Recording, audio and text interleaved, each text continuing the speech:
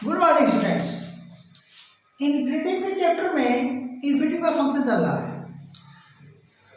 जब infinitive noun का कार्य करता है तो उसे वर्बल नाउन या नाउन इन्फिनिटिव या समानतः सिंपल इन्फिनिटिव कहा जाता है। तो जो पहला फंक्शन हमने बताया था कि verbal noun is used as the subject of the word, यानी लास्ट वीडियो में। अब जो है वर्बल नाउन यानी इन्फिनिटिव का प्रयोग और वर्बल नाउन के रूप में, देखिए यह नाउन इन्फिनिटिव के रूप में आप दैट प्लस क्लास का सब्जेक्ट बना सकते हो। अब इसको समझो कि दैट प्लस क्लास, तो प्लस बोलने की जरूरत नहीं है आपको, आप सीधे कह दो दैट क्लास। तो वास्तव में जो क्लास होगा ये देखो दैट क्लास, हम यहाँ पर लिखे हैं कि इन्फिनिटिव, कौन सा इन्फिनिटिव, जब इसका प्रयोग नाउन के रूप में होगा, वर्बल नाउन या नाउन इन्फिनिटिव या इसे सिंपल इन्फिनिटिव भी कहा जाता है, उसको मैंने नहीं लिखा। Is use as a subject of that class. That plus कहने की जरूरत नहीं है, दैट क्लास का सब्जेक्ट बना दीजिए। अब सवाल है कि दैट क्लास क्या है। तो दैट क्लास का मतलब ये हुआ कि दैट कंजक्शन का कार्य करेगा, ध्यान देना। तो उसके पहले तो भाई कुछ होना चाहिए, तो देखो उसके पहले होगा प्रिंसिपल क्लास, ओके, और यहां से दैट क्लास शुरू हो रहा है, ये दैट क्लास है हमारा, ठीक। यानी ऊपर से अगर आप समझोगे तो यहां से यहां तक दैट क्लास है, इसको आप दैट क्लास कर सकते हैं, सीधा सीधा कह दीजिए दैट क्लास, आपको प्लस कहने की जरूरत नहीं। यानी यह जो क्लास है दैट से ही स्टार्ट हो रहा है, परंतु दैट के बाद उस क्लास में subject plus verb plus adjective होना चाहिए, ठीक। ये शर्त हो गई। अब सब्जेक्ट के स्थान पर क्या होगा, तो ऐसे क्लास में देखो, ऐसे क्लास में सब्जेक्ट के स्थान पर या तो आप जिरंड का प्रयोग करोगे, देखो gerund plus verb plus other words, तो अदर वर्ड्स ना लिखो, हम सेम उसी चीज को उतारेंगे। यहां पर जो लिखा गया है वर्ब बी प्लस एडजेक्टिव, सीधा सीधा। अदर वर्ड्स का देने पर हो जाएगी गड़बड़ी, ठीक, कंफ्यूज हो जाओगे। यानी इसके स्थान पर केवल हम जिरंड का प्रयोग कर दे रहे हैं, और इसका प्रयोग कब किया जाता है, जनरल सेंस में, यानी एक जनरल स्टेटमेंट के लिए।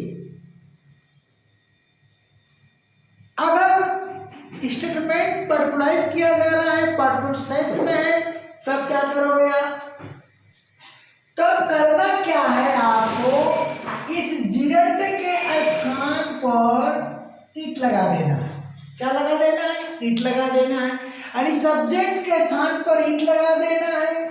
बाकी क्रिया जो की त्यों रहेगी और एडजेक्टिव भी जो का त्यों, और इस जिरंड के बदले लास्ट में इन्फिनिटिव लगा देना है, बस यही फर्क है। तो जिरंड हम सब्जेक्ट के स्थान पर, ध्यान देना, यहाँ क्रिया टू बी है अर्थात लिंकिंग वर्ब का कार्य कर रही है। तो जब क्रिया लिंकिंग वर्ब हो, यानी इज एम आर होता है तो लिंकिंग वर्ब होता है, एम का तो प्रयोग होगा नहीं, या इज होगा या तो वाज होगा, ठीक। तो क्योंकि जिरंड चाहे इन्फिनिटिव क्या होता है, सिंगुलर होता है, इसलिए क्रिया जब भी होगी या तो इज या तो आर। तो ध्यान दीजिएगा, करना क्या है, आप इस चीज को समझ लीजिए कि यहाँ पर आप जिरंड लिख रहे हो और यहाँ अगर इज लिख रहे हो प्लस यहाँ एडजेक्टिव लिख रहे हो, इसको बारीकी से समझो। तो करना क्या है कि इसको, ये जनरल सेंस में यूज होगा, पार्टिकुलर जब सेंस में यूज करोगे तो इसके स्थान पर ईट कर देना और यह ईट मीनिंगलेस हो जाएगा और इज जो कहते हो उतार दोगे, एडजेक्टिव इज जो कहते हो उतार दोगे।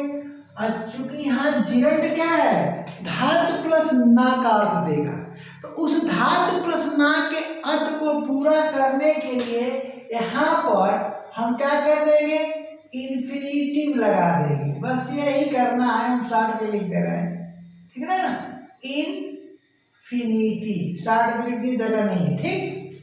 यही कंस्ट्रक्शन है, इस कंस्ट्रक्शन को ईट कंस्ट्रक्शन कहा जाता है। मैं इधर समझाया हूं फिर इधर आ रहा हूं, तो पहले इसको समझिए। ये क्या है, लिंकिंग वर्ब में क्या होता है कि 180 डिग्री पर सेंटेंस घूम जाता है। रामू को पप्पू कहो, रामू, कुछ लोग रामू कहते हैं, कुछ लोग पप्पू कहते हैं, तो रामू इज पप्पू या पप्पू इज रामू, बात बराबर हो गई।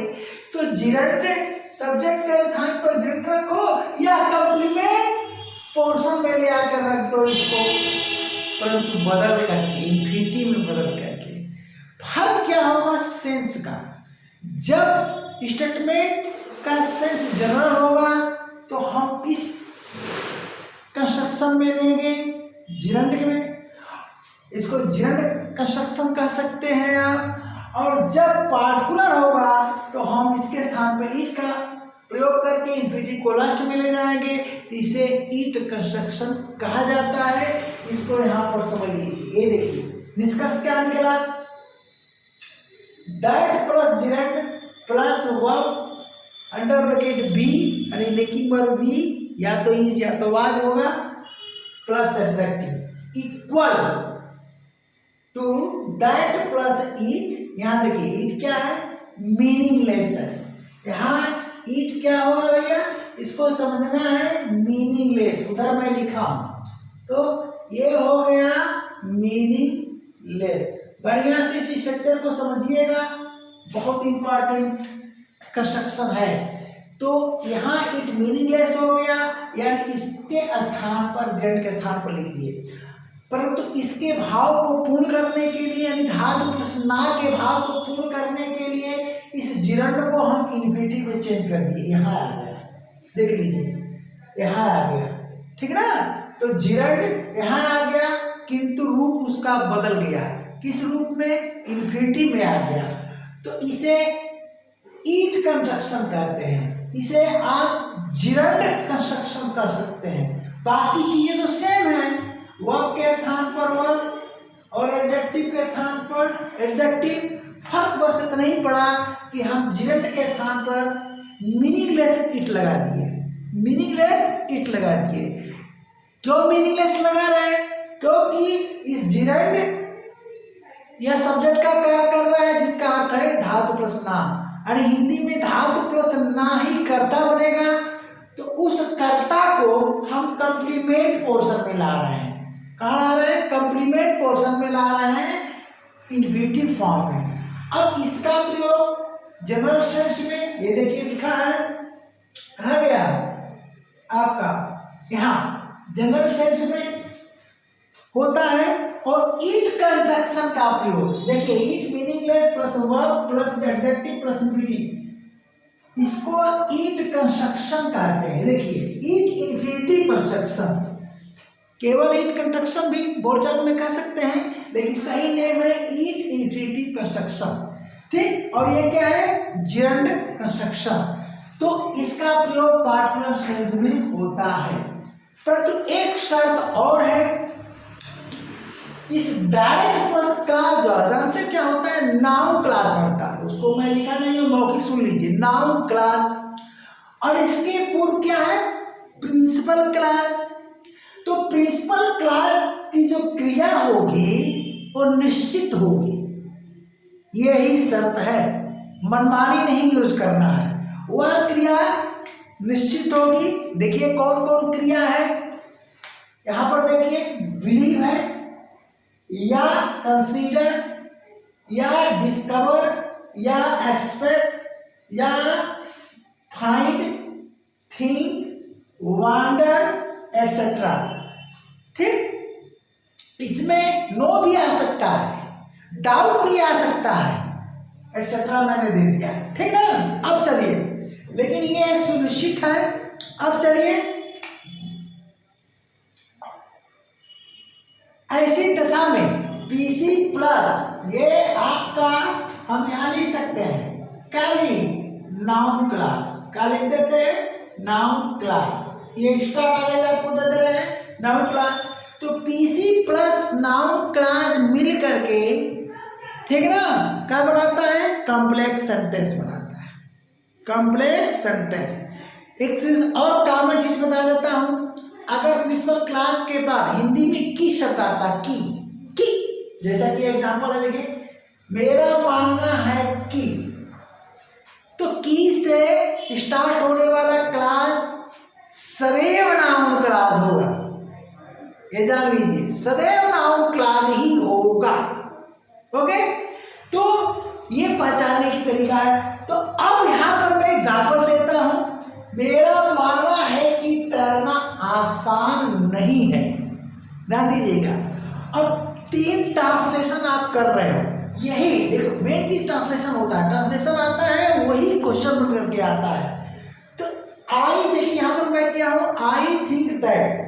यहाँ पर एक चीज और बता दे रहा हूँ, आपकी सुविधा के लिए मैं दैट लिखा हूं, लेकिन ऐसे वाक्यों में दैट सेम जो स्ट्रक्चर दिया गया है, ऐसे वाक्यों में इन किसी भी क्रिया के साथ अगर प्रिंसिपल क्लास प्रेजेंट टेंस में है, प्रेजेंट इंडिफिनिट में, देखिए थिंक, तो दैट का प्रयोग नहीं होता है, वो अंडरस्टूड रहता है। लेकिन हिंदी में की लिखा जाएगा, इंग्लिश में दैट अंडरस्टूड, तो सब जगह अंडरस्टूड में कर देता हूँ। ये जानबूझ करके मैं लिखा था आपको समझाने के लिए, गलती नहीं किया था, जानबूझ कर लिखा था। तो ये अंडरस्टूड रहेगा, छिपा रहेगा, परंतु हिंदी में की आएगा। तो जब इसको लिखूंगा तभी तो आप यहां समझोगे। तो चलते हैं, चूंकि यह प्रेजेंट इंडिफिनिट में है तो दैट नहीं यूज होगा, लेकिन यही अगर वाक्य पास्ट इंडिफिनिट में मेरा मानना था कर दे, आई थॉट कर दे, तो दैट का प्रयोग आप करोगे, ठीक है ना। इस चीज को मैं स्पेशल स्ट्रक्चर, ध्यान देना, स्पेशल स्ट्रक्चर में, अब याद तो नहीं है मुझे कि मैं बनाया वही वीडियो, या स्पेशल स्ट्रक्चर के अंतर्गत मिलेगा आपको, हो सकता है बना भी हो, ठीक है ना। 38 वीडियोज है, तो स्पेशल स्ट्रक्चर के अंतर्गत ये नियम आपको आएगा, ठीक है ना। अब चलते हैं, अब खूब आता है आई थिंक दैट या आई थॉट दैट, तो आई थिंक के बाद दैट का प्रयोग नहीं होता है, आई थॉट के बाद दैट का प्रयोग होता है।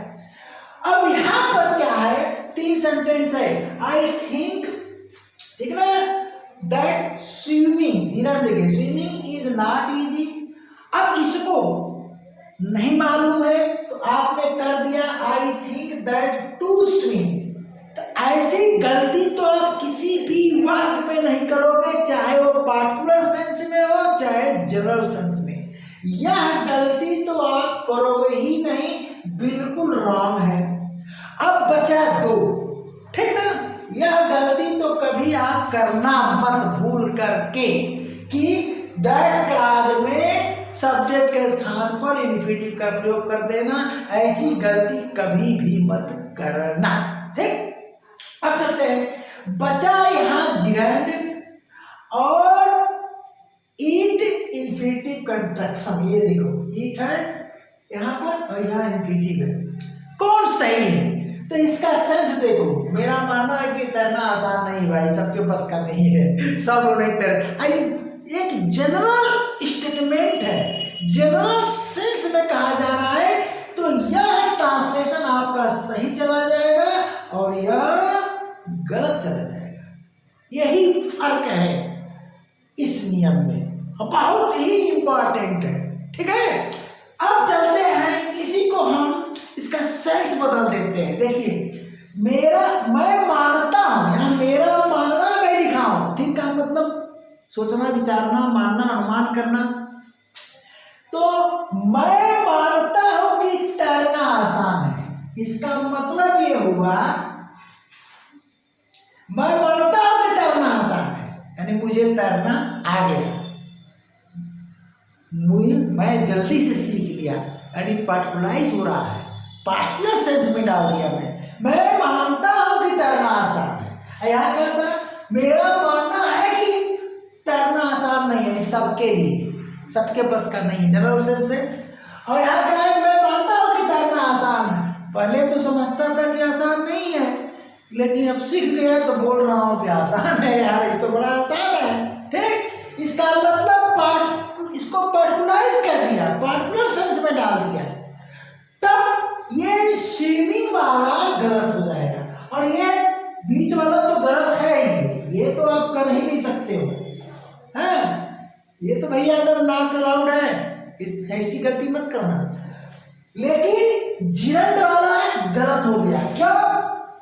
क्योंकि यह स्टेटमेंट जनरल सेंस में नहीं है, बल्कि पार्टिकुलर सेंस में है। मैं अपने लिए बोल रहा हूं, मैं सीख गया, ये सबके लिए बोल रहा हूं। जनरल सेंस और पार्टिकुलर सेंस में अंतर समझना, तो इसका मतलब कि यह वाक्य सही है। इन्फिनिटिव कंस्ट्रक्शन वाला सही है। अर्थ में क्या अंतर है? क्योंकि मीट कोई अंतर नहीं, ये ईट जो है मीनिंगलेस है। देखिए यहाँ जो अर्थ होगा वही अर्थ यहाँ होगा। तैरना धातु प्रश्न आ रहा है, मैं मानता हूं कि तैरना आसान है, तैरना आसान है। ये देखो तैरना धातु प्रश्न आ रहा है, तो धातु प्रश्न का भाव यहाँ भी पूरा हो रहा है। ये देखो यहाँ भी वही आ रहा है, तैरना, क्योंकि ये मीनिंगलेस है। सेम ट्रांसलेशन हो रहा है, यहाँ भी धातु प्रश्न आ रहा है, यानी मैं मानता हूं कि तैरना आसान है। ठीक ना? तो इस तरह से हमारे ख्याल से समझ गए होंगे। तो देखो भाई, ये आप समझते हो बड़ा आसान है, इसको लिखने में सेट करने में बहुत टाइम लगता है, जबकि ऑफलाइन क्लास पढ़ाना बहुत आसान है। ऑफलाइन में आया, खींचा, इधर उधर कहीं भी, यार क्या भैया मैनेज करना है कि कैमरे में आ जा, कहीं बाहर न चला जा, कहीं लाइन टेढ़ी न हो जा, बड़ा दिक्कत है। और वहाँ के ऑफलाइन में आया, फटाफट पढ़ाना शुरू किया, कहीं अगर मिस्टेक भी हो गया तो मिटाया, सुधार दिया, हाथ से ही लिख दिया, अरे रुक जाओ, ये होगा, ये नहीं होगा, ये होगा। तो बड़ा आसान है ऑफलाइन पढ़ाना। और आपके लिए, आपके पास यह वीडियो पहुंचाने के लिए कितना मेहनत किया जा रहा है आप समझते हो? इतना ही लिखने में मुझे 1 घंटा लगा, सोच लो, और पढ़ाने में कई मिनट लगा। ठीक, और ऑफलाइन में आते ना तो मुश्किल से इसको 10 मिनट में पढ़ा कर रख देता, 10 मिनट में। तो ऑफलाइन में टाइम तो बच जाता है और आसान भी है। आपके पास इस वीडियो को पहुंचाने में कितनी मेहनत करना पड़ रहा है, आप इस चीज को नहीं समझते हो, फिर भी पढ़ते ही नहीं हो, न लाइक करते हो, न शेयर करते हो, और न सब्सक्राइब करते हो। हालांकि मैं लाइक शेयर सब्सक्राइब करने के लिए आपसे रिक्वेस्ट नहीं करता हूँ, अलग करूँगा, क्योंकि मैं टीचर हूँ, वीडियो मेकर नहीं हूँ। ये बात सुन लीजिए, कान खोल करके, पढ़ना हो पढ़ो, न पढ़ना हो मत पढ़ो, तुम्हारी मर्जी। तो अगले क्लास तक के लिए टाटा बाय बाय।